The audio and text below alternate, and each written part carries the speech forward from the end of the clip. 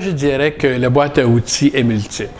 D'abord, c'est l'accès aux sources clés d'information et des sources clés d'information qui sont avec des descripteurs pour être capable de trouver, au moment où j'en ai besoin, la source d'apprentissage dont j'ai besoin.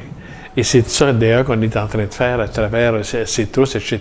Donc, pas justement une banque compilée d'informations, mais une banque qui est marquée par des descripteurs, qui fait qu'à chaque fois, je peux, en fonction de mon problème immédiat, aller chercher l'information sur mesure.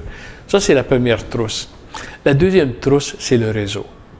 C'est une trousse importante. C'est pas une trousse physique, mais c'est très important.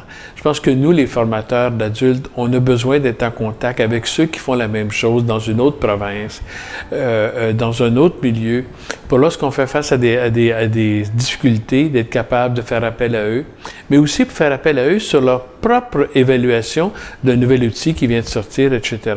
Et ça, c'est important. Il faut que nous, comme formateurs, qu'on soit mis en réseau. Et d'ailleurs, la trousse qu'on va avoir va être aussi un instrument pour nous mettre en réseau. C'est une fonction silencieuse des trousses, mais qui est loin d'être négligeable. Nos formateurs sont trop souvent isolés et ne peuvent pas, par intérêt apprentissage, faire leur développement professionnel continu.